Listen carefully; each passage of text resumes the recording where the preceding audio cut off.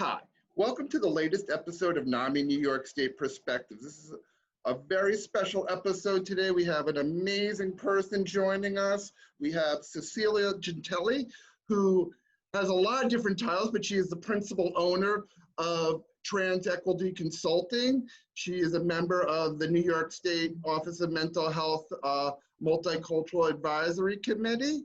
And she's been seen in the Netflix television show Pose and is a leading advocate for the trans community. So Cecilia, thank you so much for joining us today and sharing your perspectives with us. No problem. Thank you for having me. I am super excited to be here. So thank you for the opportunity. Oh, you are more than welcome. And thank you for all the incredible work that you do to bring mental health to all sorts of multicultural communities, but especially the LGBTQI community, trans community as well. You're such a leading advocate. But before we talk about your work, I always like to start the show with just checking in with our guests and seeing how they're doing. I know you're down in New York City. How have you been navigating the COVID situation and maintaining your mental wellness through it? Well, I could say that I am okay because I have enough resources to navigate this situation. Mm-hmm. So, you know, I guess the definition of okay has changed since like 6 months ago. Like, you know, Yeah. 6 months ago was okay having a party at home, making empanadas for my friends and mojitos or whatever, and just hanging out with friends. Nowadays, okay, is being by myself, just talking with my friends on the phone, doing a couple of like Zoom parties with them, taking care of my garden. My garden has saved my life. So I have these beautiful flowers and tomato plants. So I have been trying to replace human contact with whatever I have at hand. So, you know, I have my music, I have my garden, I have Zoom to be with friends. So I am okay. But you know, okay is a new definition nowadays. You know, what was okay like 6 months ago is totally different now. Right. So Yeah. If you would have asked yourself 6 months ago, you'd be, that you'd be in this, you'd say, oh my God, this would be terrible. But now it's become like a sliding scale, right? absolutely, absolutely. But I have to say, I am okay. Oh, I good. I am managing well. Yeah, well, that's great. I will tell you, you brought up one thing that really spoke to my heart. My wife's mom, so my mother-in-law was from Argentina. Her family emigrated from Eastern Europe when she was a little girl. And one of my big accomplishments during COVID and being socially isolated is I learned how to make empanadas from scratch. I'm sure they're nowhere near as good as What? yours. Yeah, I'll have to send you some. They came out pretty well for the first try. So That is amazing. yeah, Next thing you know, you're gonna start drinking mate. You know what mate is? It's I've this heard, I little think, thing. Yeah. yeah. Well, Argentinian at heart, but well, I'm glad you're doing okay, and I know you've been able to continue your work. That's so important. So, first, I know you have an amazing story that's led you both to be an advocate and to be, a supporter of others, and I think advocating for others too. So what really inspires me about you is that not only are you advocating for yourself, but you're supporting others and teaching them how to advocate for themselves. And that's so important right now. Well, always so important, but especially for the LGBTQI community and the trans community. And we're going to discuss that a little bit because I thought you have some interesting writings on that. But can you talk about your journey a little bit and how it's made you an advocate and helping others? Yeah, of course. Well, you know, I'm from Argentina. As we said, I'm from a really, really small town called Galvez. And it's a very little town. And I was born in 1972. And this is the part where you look very surprised. Yeah. So I'm gonna pretend again, okay? So, okay. I'm from Galvez. I was born in 1972. And now you have to be surprised. 72? Are you kidding me? Oh, You know, it took 2 tries though. 2 tries, and I was drinking the water. I'm sorry. No, it's okay. We'll So fix that in editing.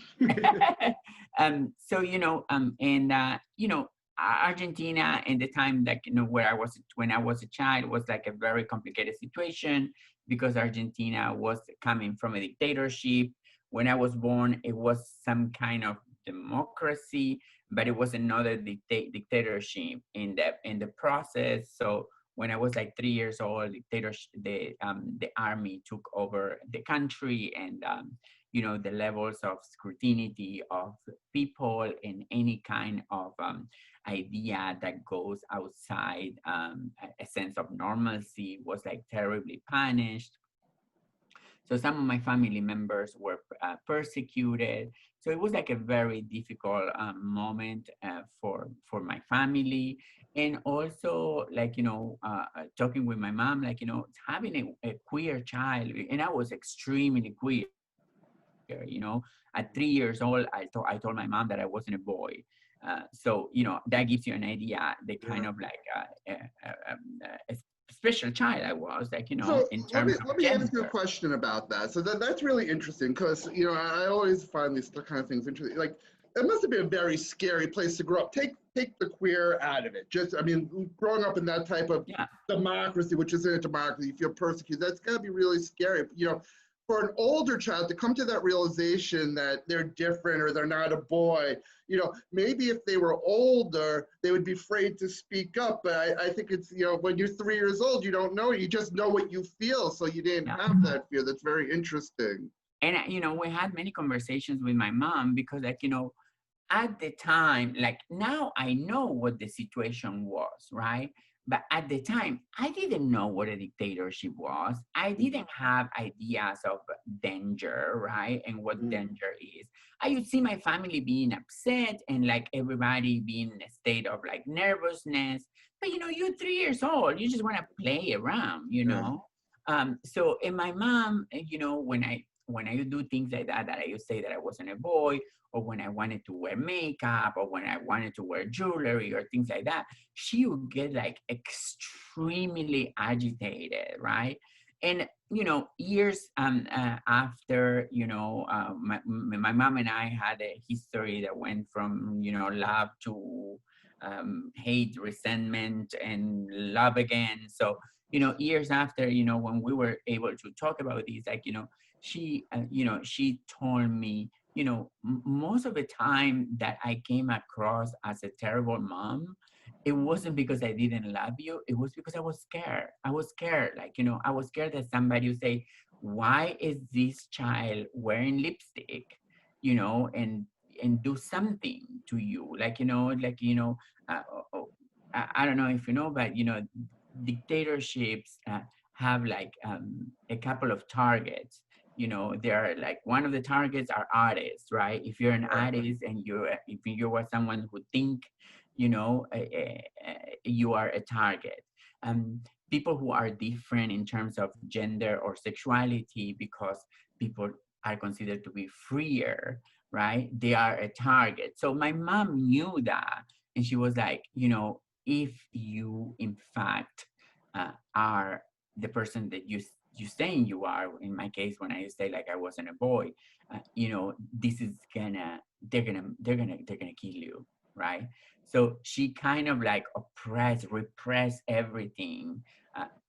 Also because she didn't know what the hell was going on. It was the 70s. It was no TV, no internet, no terminology, no nothing.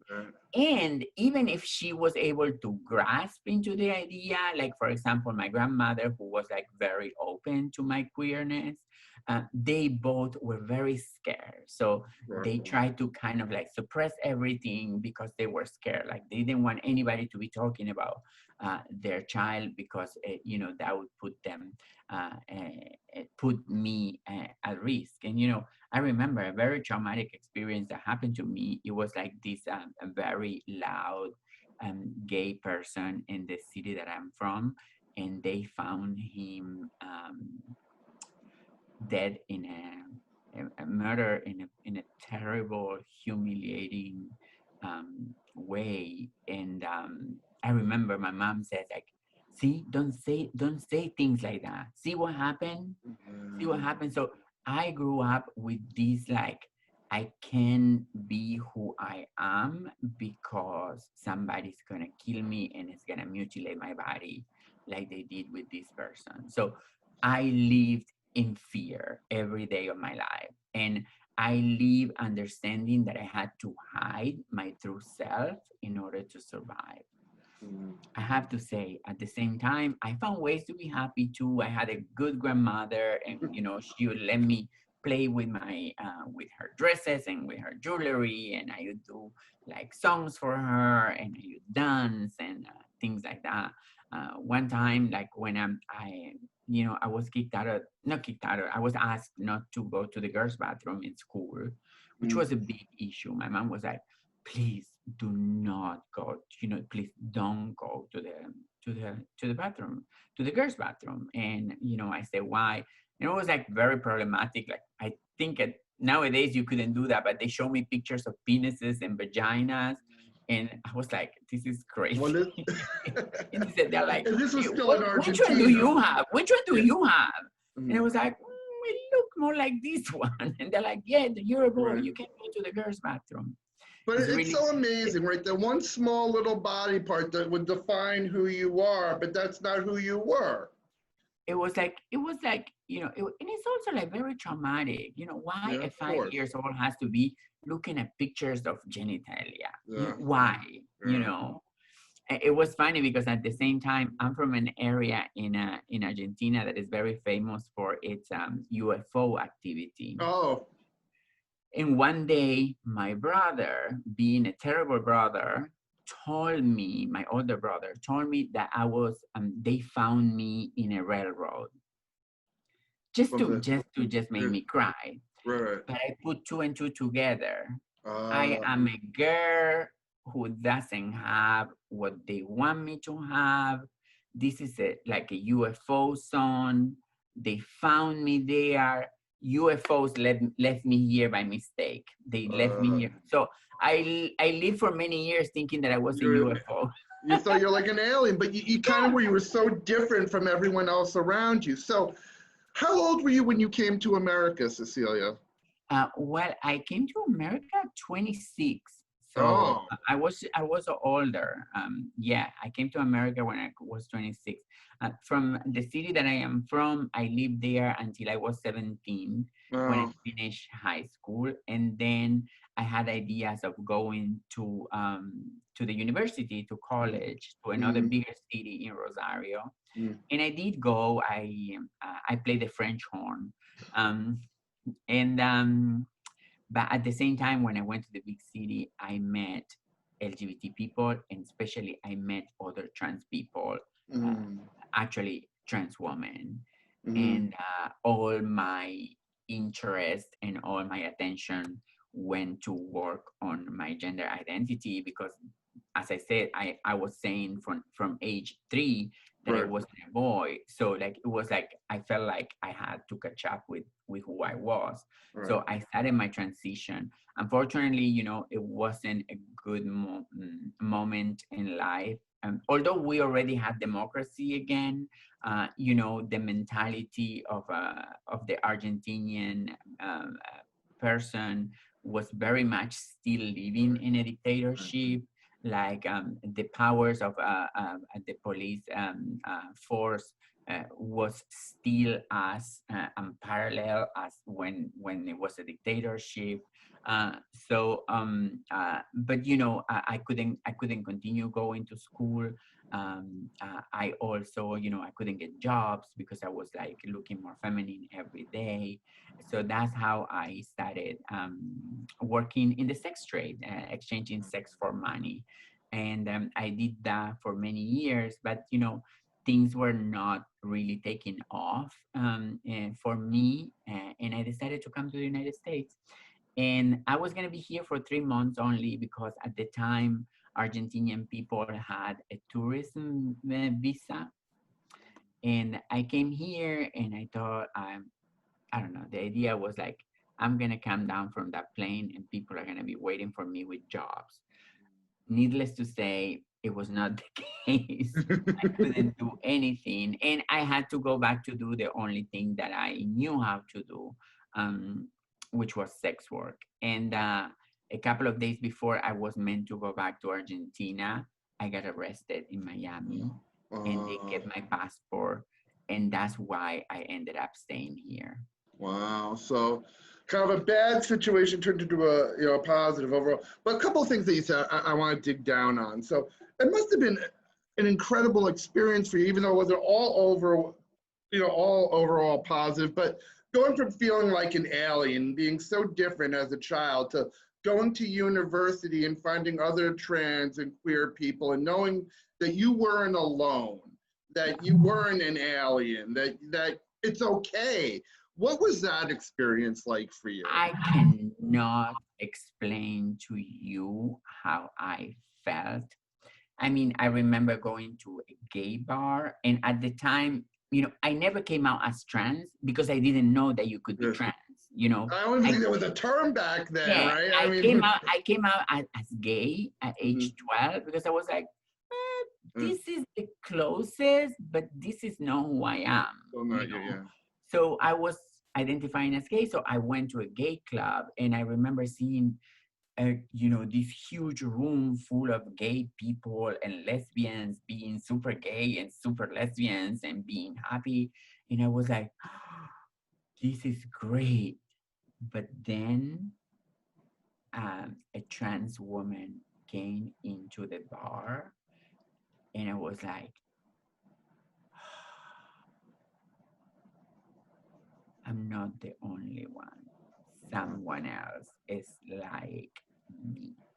Right. And what an incredible. It wasn't. It is one of those memories that I will never be able to erase from my mind. Like it happened yesterday. And it was also very cinematography like, because like this trans girl is extremely beautiful, and she was a sex worker, and at the time some of the trans sex workers would go to work in Europe to make better money, and they would come back. So she was just coming back. So she came with everything, with like, the clothes, the hair, the jewelry. It wasn't just a trans girl coming in. It was like this trans superstar. Like larger than life. Yeah, and imagine like my my jaw went from here to here. I want that, and and we started talking, and then a couple of days after, I saw her in the street, and I told her again that I wanted to do what she did, and she said that she was going to help me. But I also remember, it seems like it's the story of my life, right? Some happiness with some terribleness at the same time.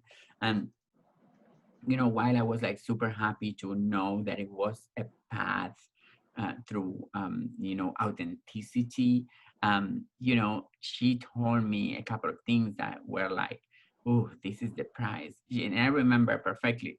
She said, you're going to be a whore, you're going to get high, and you're going to die young. That was the understanding of a trans woman in 89. Right? We were all sex workers. We were all people who use drugs, and we all die young. And I asked her like, why? Like, and I thought like, I'm too good to be a sex worker or to use drugs or to die young. And she says like, well, you're gonna see, and then I realized I couldn't get a job anywhere. So of course I had to do sex work, working as a sex worker every night in the street it takes a lot. So drugs were very beneficial for me, It's like self-medication. Yeah, self-medicating.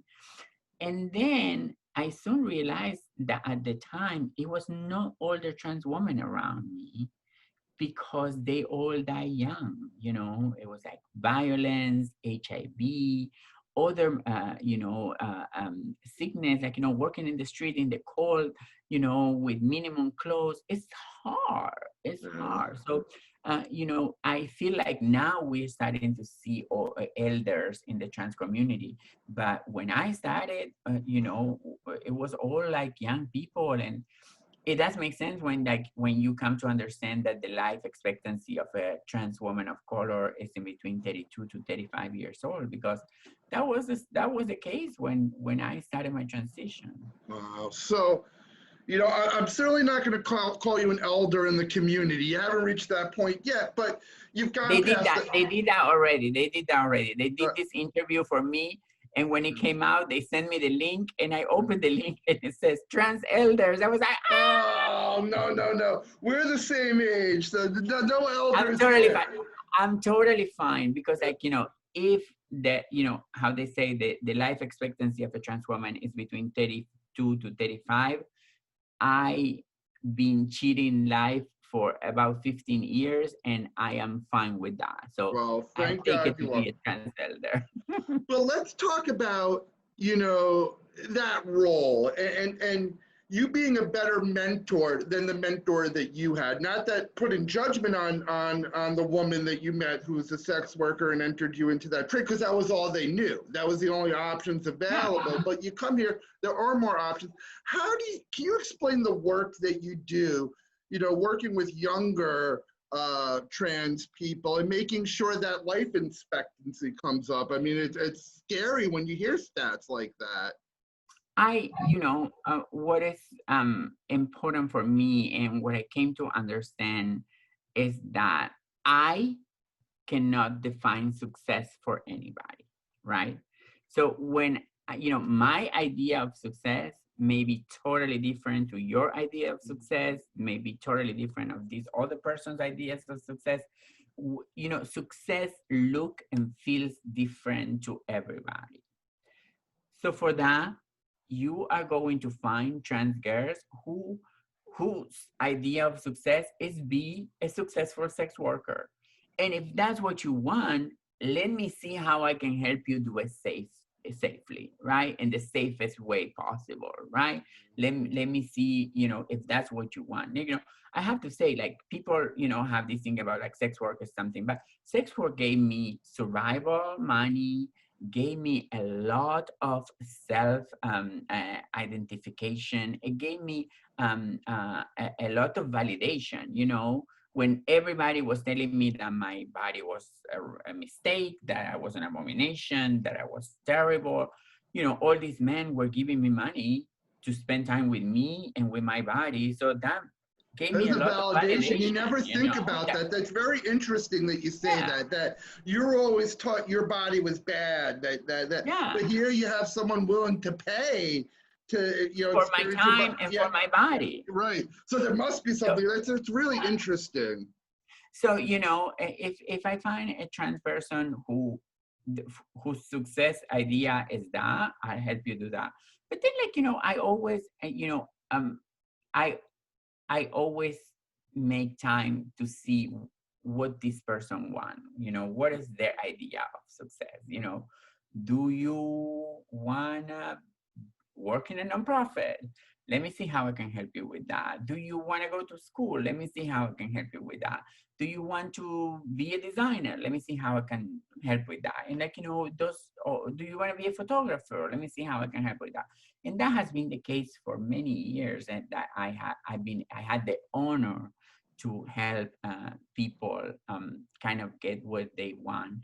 At this time, it's like I know so many people that I can help everybody. So I have taken more like a macro form of helping, and that's why I work in government, trying to secure money, grants. I work with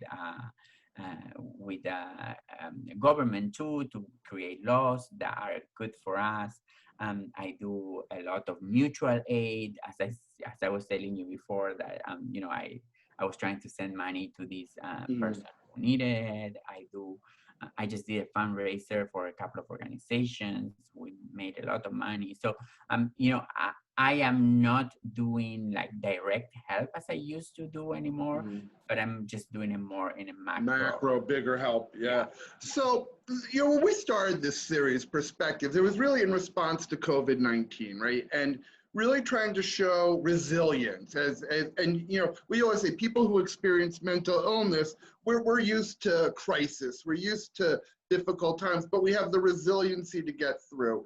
I mean, I listened to your story and I'm just amazed with everything that you've been through since you were 3 years old to all these to live in a communist regime where you were literally scared you could get murdered for being who you are, to, sex working where, I'm sure it must be very difficult, the drugs, everything that you've talked about, but you're still here. You've beaten the odds, right? We talked about that 35-year life expectancy, and what do you credit that to? I mean, your personal resilience to move forward with all the challenges that you've experienced. I mean, what has kept you going? And for other people who might be struggling right now, what advice would you give them? I was very lucky, as I told you before, to have a grandmother who, as a child, encouraged me to look for greatness, right? And, if I was making a paper crown, she would tell me that that was the most beautiful crown that she ever saw in her life, to a point that I would believe that, and it was a paper crown, and so, she always, had found opportunities to reassure me as a person and reassure all the things that I would do. And I, even when she passed, and after she passed, I still continue to hear her narrative as I go through life. And I know that I am very blessed that I had an opportunity to have this person in my life. And because I know that many people don't have anybody. So I have to say, like, having a family member like my grandmother, who it was an amazing woman, has helped me a lot. Most of the family members who had a hard time at the beginning end up coming around, and I have a lot of family support. But what happened? They're in Argentina, So the secret of that I really rely on as an immigrant, as a person who doesn't have any family here, is the ability to create family of choice, and it's community. So my life had changed dramatically when I went to a group for the first time in my life. And I opened the door and it was like 60 trans women, some of them sitting on the floor because the room was big, but it didn't have enough space for so many. And I was like, wow, right? And at that time, my life was as a sex worker, and I still had those three things in my head. You're gonna be a whore, you're gonna get high, and you're gonna die young. So I met this group of trans women, and then I learned that some of them were not sex workers. I remember I was in a group, and like this woman just was nice to me, and we started talking, and I said, where do you work? And she's like, I work around the corner, actually. And I was like, oh, I didn't know that that's the sex work area. And she's like, no, I'm a secretary. And I'm like, what? She's like, yeah, I'm a secretary. And I'm like, what?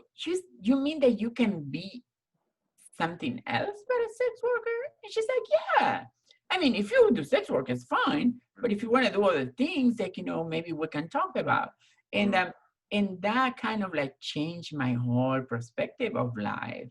And, I ended up facilitating that same group.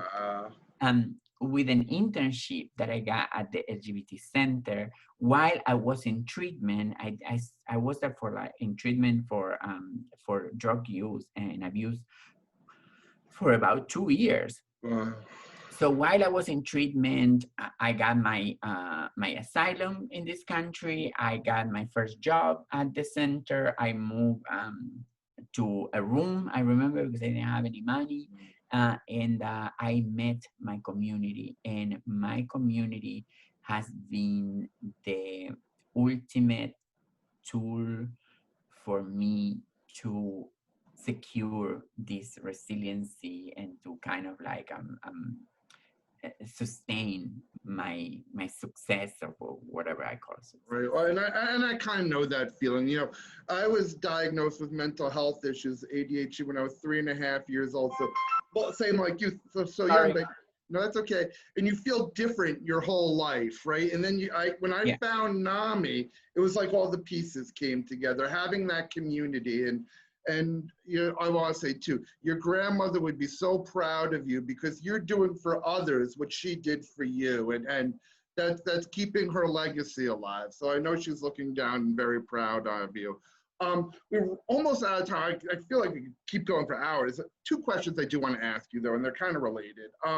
Obviously, coming to America from Argentina, things are better, but not great. I mean, let's not paint the rosy picture. Argentina is also America.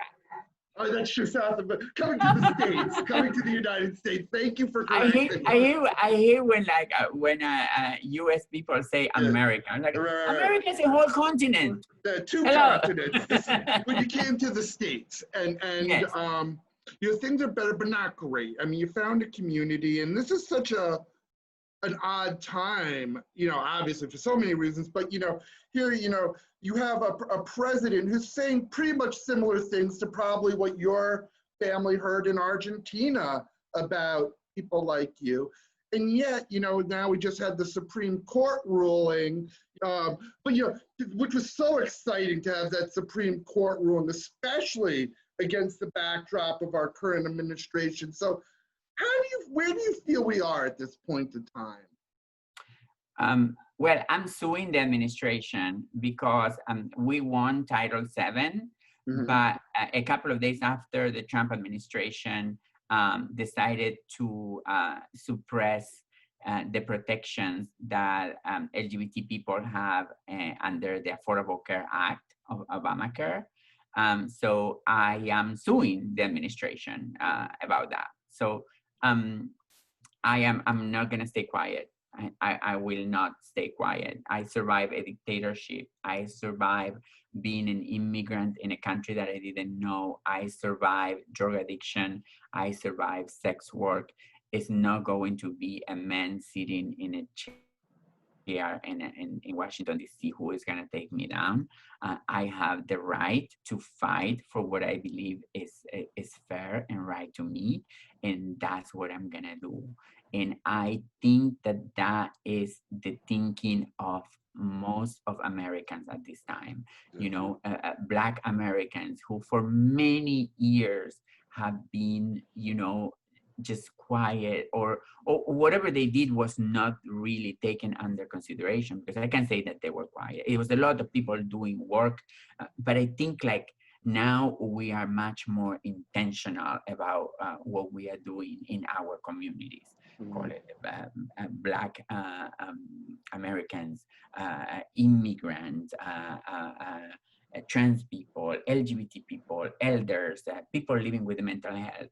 It's like, I think like this kind of adversity that comes from specific leaders, we are at the point where we are able to just raise our voice and not just take it anymore. And that's what I'm doing, and that's what I'm going to continue to do. So that's why I'm suing the Trump administration.